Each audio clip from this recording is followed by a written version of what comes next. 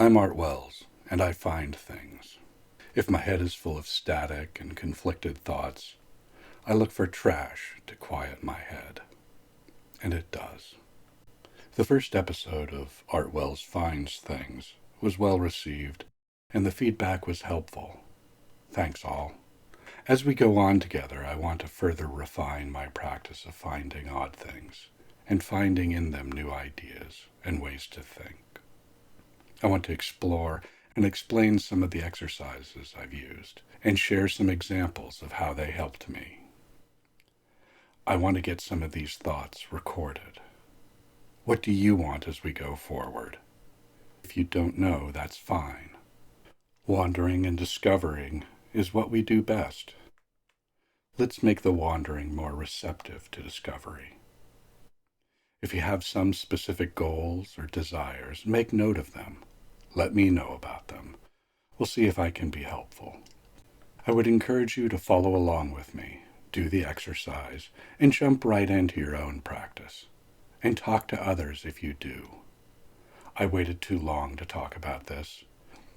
I wish I'd kept up with the writing years ago. So start a journal.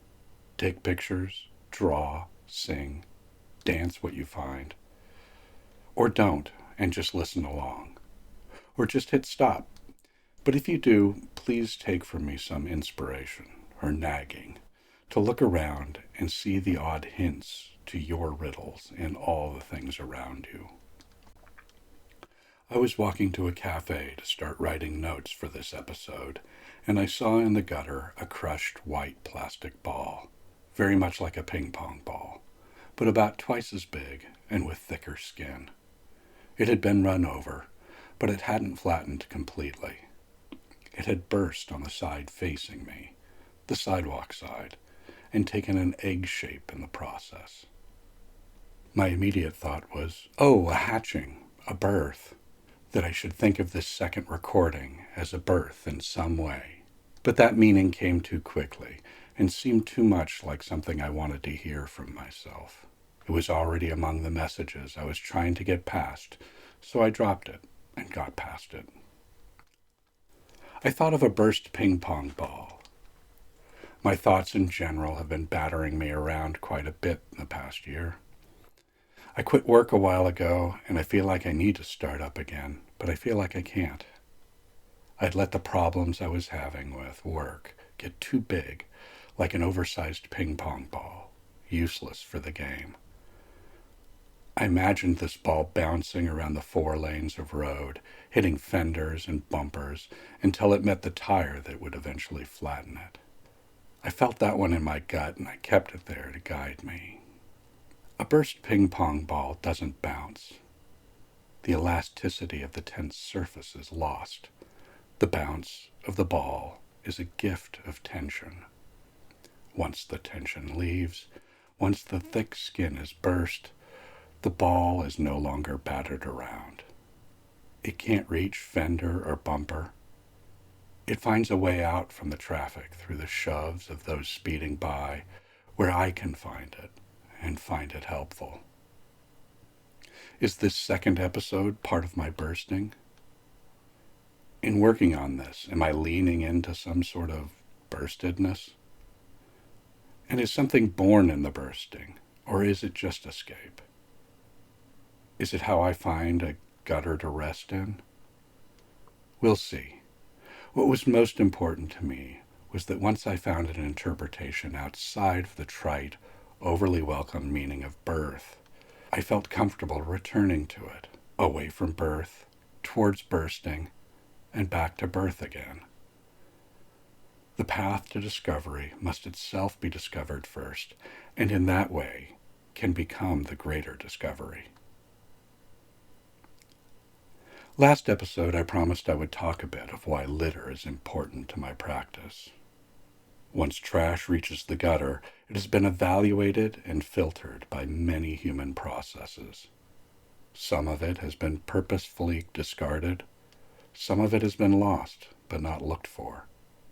Parts drop off of cars, out of trucks, out of bags and pockets. Those things that have use or value are picked up by passers-by. Those that don't are swept away by cleaners, wind or rain, crushed by wheel or foot, tangled, mangled, and twisted into unfamiliar shapes. Whatever they once were, whatever their meanings, values, purpose, or context, they're all gone.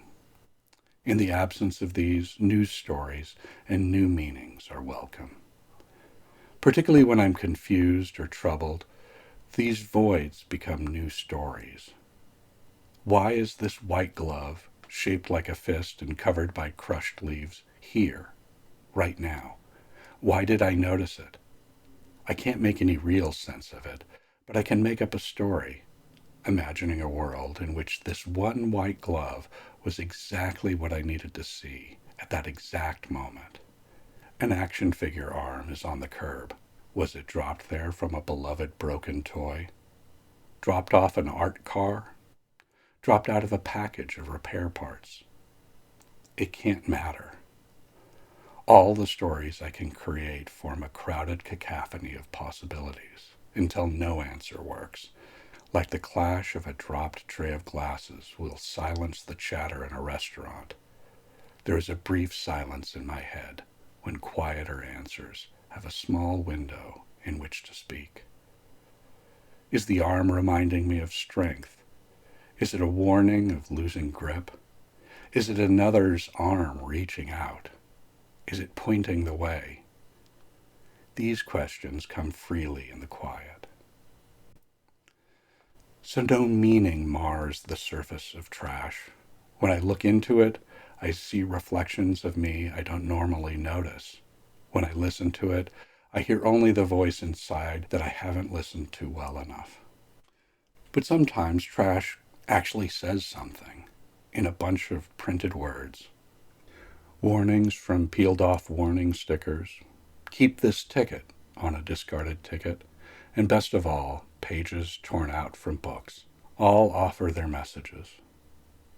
Reading found words can be very inspiring, as long as they aren't directly meaningful.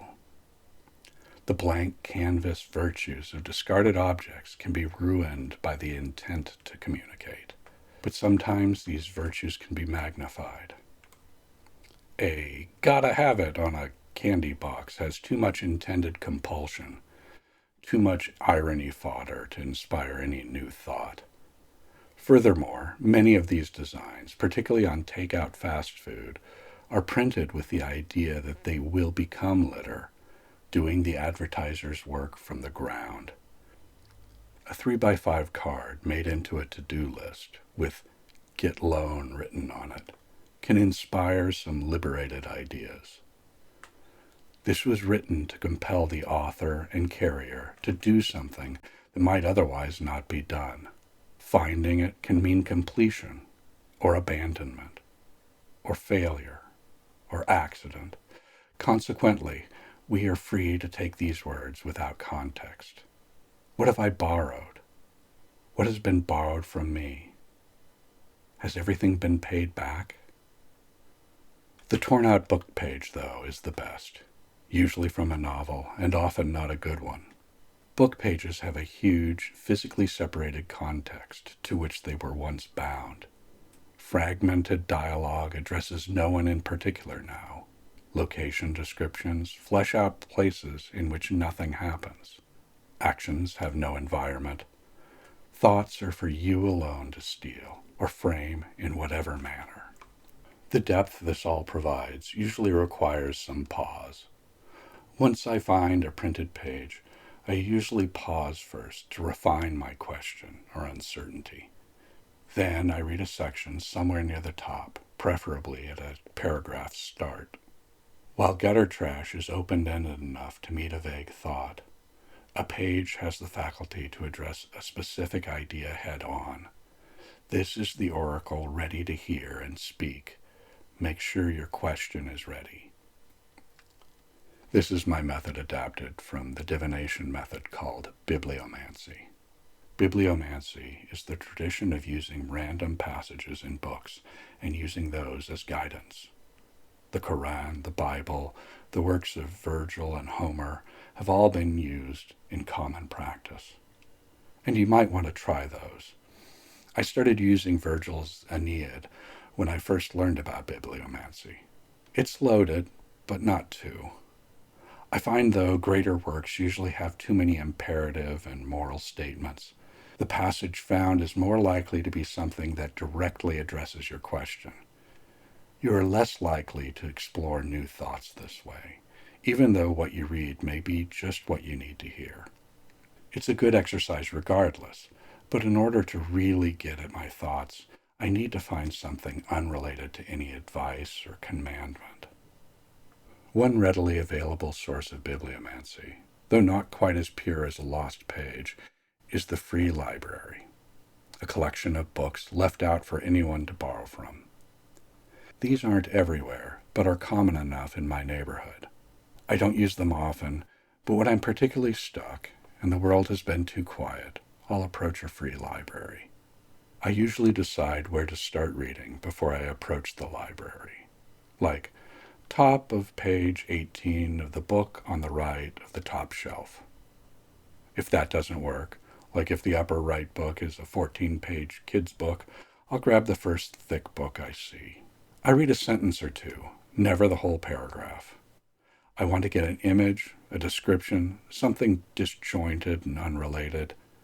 I don't memorize the passage, and I put the book away immediately. I just want a confused impression. I'll remember a word or two and the basic sense, and force it into my problem. Bibliomancy is one of the more difficult practices I do. I still feel like I haven't gotten it right. I didn't mean to tackle it in the second podcast, but I do want to explore it with you all. I thought bibliomancy belonged here because it is so different from the coin flip of the previous episode. It can be surprisingly rich and disappointingly void, but it's often at least amusing, and it's hard to continue a practice that isn't amusing. So let's do it. You don't need a free library, and you don't need to walk long enough to find torn out pages. Just grab a book from your bookshelf, one you haven't read yet, or read long enough ago that you don't remember it. It doesn't have to be fiction, but fiction is best if you have a choice. If you don't have books that work for you, you can visit a library. If you don't want to wait, or can't get to the library, just go to Project Gutenberg online. Go to Book Search, click on Random, then search on Fiction. This will show a random selection of fiction works. Select a book in a language you can read. Click on Read Online.